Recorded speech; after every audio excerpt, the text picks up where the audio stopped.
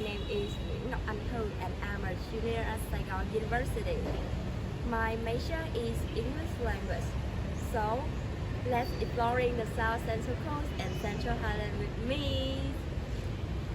My field trip lasted 8 days and 7 nights, with the first destination being Nha Trang City. Along the way, we have referenced in Đồng Nai province, and after a few hours of traveling, we continue to have lunch at a coastal restaurant in Ninh Thuận province. The sea here has a beautiful straight green color.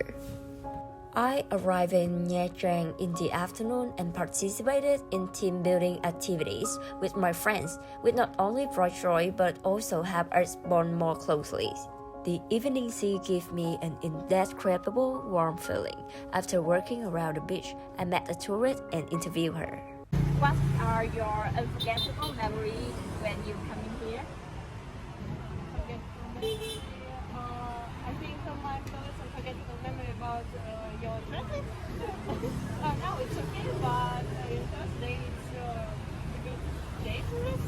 Nervous to cross the road. Yeah, I think so because when foreigners come in here and they, wow, so dangerous. My second day started with a buffet breakfast at the hotel, and my next destination was Hong Kong Monastery. I have experienced cultural and artistic activities at Hong Kong tourist area.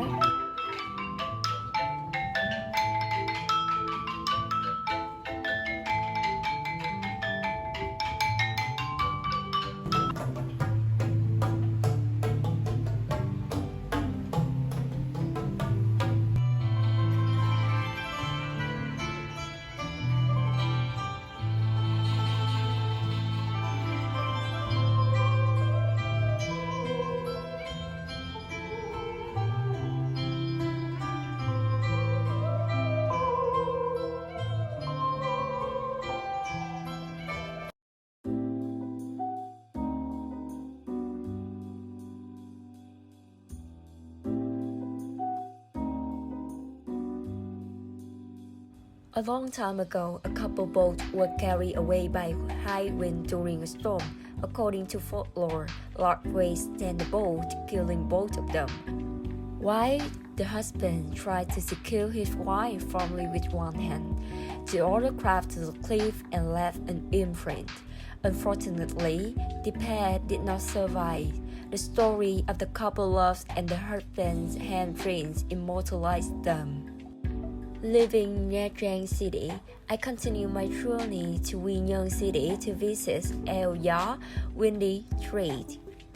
At sunset, people may hear the sound of wind blowing over the cliff. It is why the beach is called El Gió. Locals, however, maintain that El Gió is a strange voice from nature. The allure of El Gió stems from its wildness and beautiful beach with a blue sea, mossy rock, and fresh air.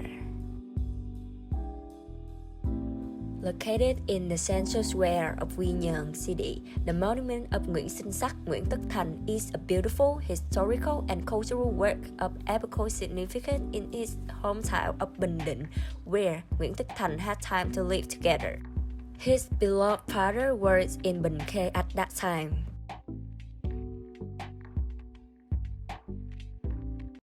My journey continued to Da Nang City on the third day.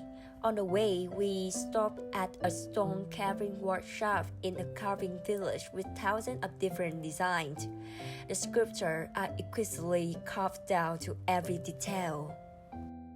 In the 19th century, Marble Mountain had been named Ngũ Hành Sơn by Minh Mạng, the second king of Nguyễn dynasty, according to the theory of 5 essential elements of existence: water, wood, fire, matter, and earth.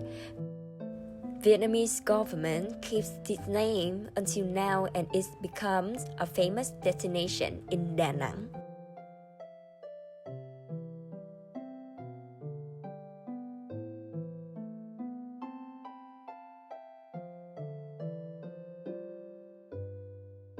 It is very famous among the tourists and Buddhist people.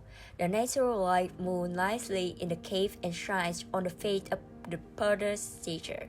This is incredible perspective of the 3-meter tall Buddha sculpture in the cave center. In the cave, there are 2 temples where you may pray for health and fortune.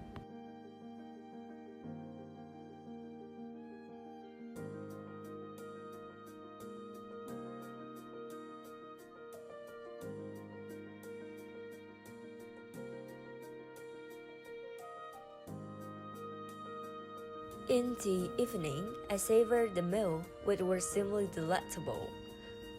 Following that, I conduct a brief interview with local and visitors in order to have a better understanding of the tourism sector in Da Nang.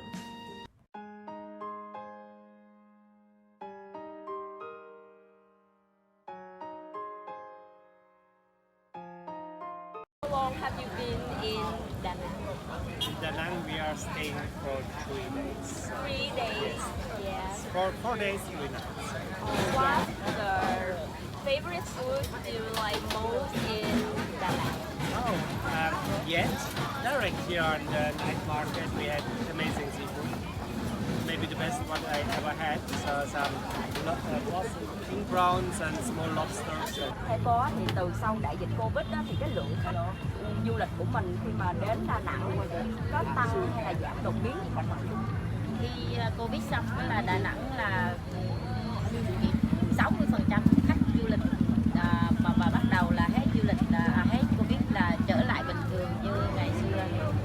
On the morning of the 4th day, we had the opportunity to participate in a discussion session at the Royal Lotus Hotel with the hotel management board. The seminar helped our students better understand the current state of hospitality. I was one of the students who has the opportunity to ask questions and interact with hotel leaders. In the afternoon, I moved to Hội An Ancient Child, a place that had been recognized by UNESCO as a World Cultural Heritage. Hội An Ancient Child is known for its unique architectural work, such as the chimney-covered bridge, Quan Công Temple, old houses, etc. This is the typical works of Chinese artists working with Vietnamese natives to handcraft intricate texture and decoration in a beautiful temple. The temple is bright with red, yellow, and green colors, and the ornamental theme is still magnificent today.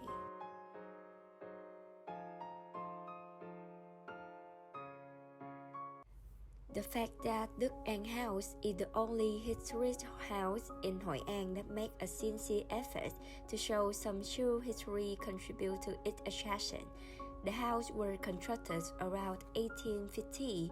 It proved to be the most successful bookshop in central Vietnam. In the early 20th century, the house was a Chinese medicine dispensary. It quickly became the heart of anti-French activism in Hội An.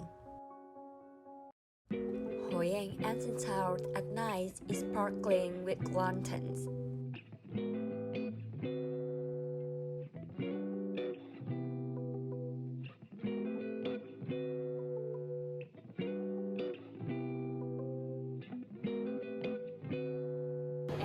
What's your name? My name is Holly.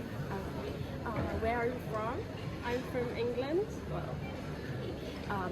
Can I ask you how long have you been in Hội An? Literally a couple of hours. We just arrived. Oh wow! What impressed you the most when you first came to Hội An? I really like all of the lanterns and just that the city looks quite old and very beautiful. Yeah. Our dinner in Hội An looked very attractive, with many cuisines.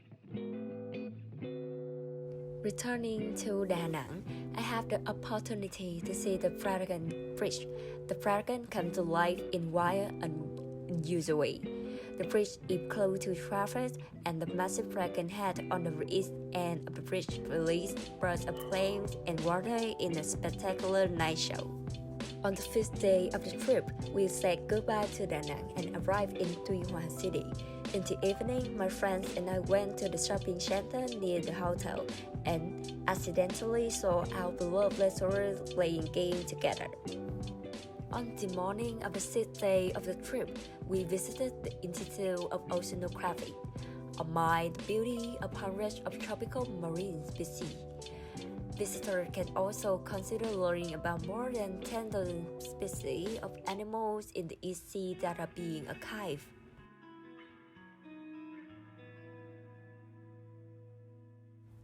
The museum also introduced visitors to the nature feature of the East Sea, precious mineral and resources, coastal environmental landscape, and rich ecosystems such as mangrove forests, coral reef, seagrass beds to remind people to raise awareness of environmental landscape protection. Living near Chuyên, we continue our journey to the Central Highlands in general and Đà Lạt City in particular.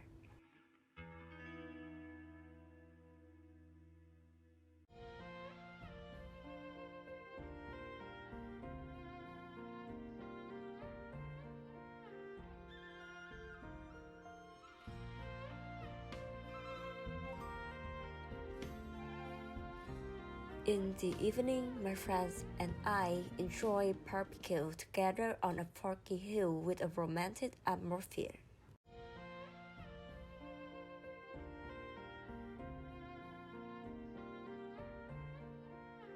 I was feeling a little down on the 7th day of the journey. I went to the Bảo Đại King Palace.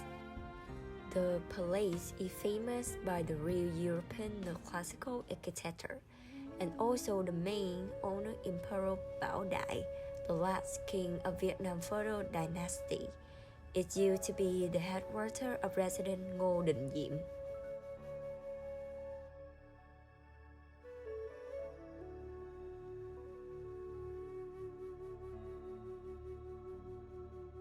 In the main room at the entrance on the first floor is the reception and working place of the chief of state Bảo Đại and his officials. The main color of yellow and red represent royal power. All the wood used in the palace were imported from Thailand.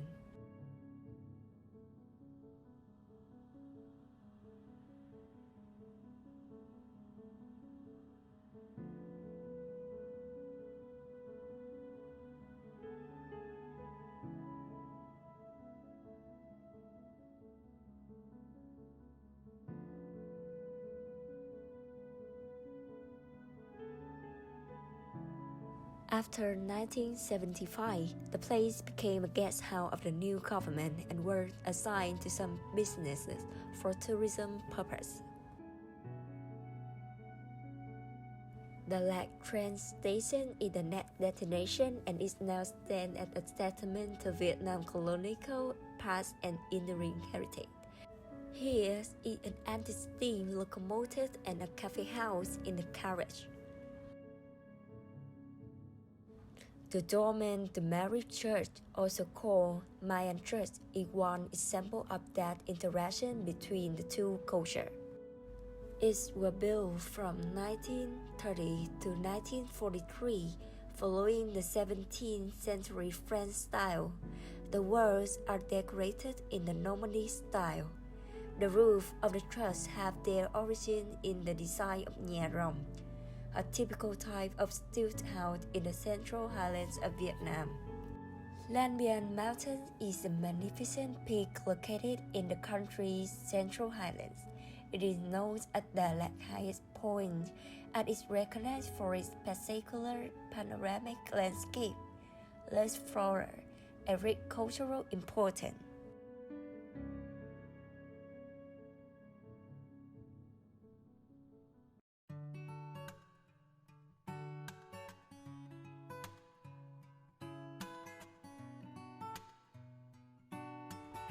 The space of Gong culture in Central Highlands. For the majority of ethnic groups in Central Highlands, gongs are musical instruments of sacred power. It is believed that every gong is the settlement of a god who gets more powerful as the gong is older. Therefore, gongs are associated to all events in one's life.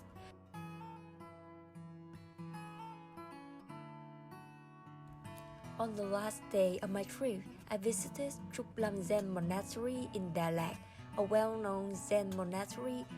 The monastery is located on Trúc Lâm Yên Tử Ridge on the top of Phượng Hoàng Mountain. Trúc Lâm Zen Monastery, located about 5 kilometers south of Đà Lạt city, also provides an excellent views of Tuyền Lâm Lake, Đà Lad's most beautiful lake. Seeing it is located close to the lake and is surrounded by hills and trees.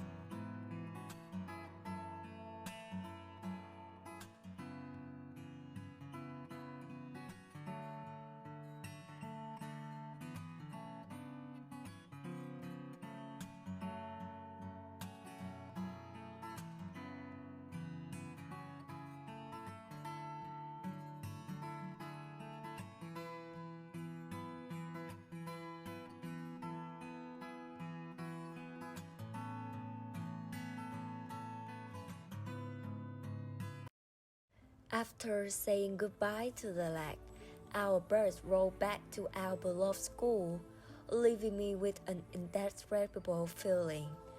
Although the trip was neither short nor too long, it helped me make good friends and, most of all, experience life in my 20s. I'd like to sincerely thank the lecturer for organizing field trips so that we can practice, gain experience.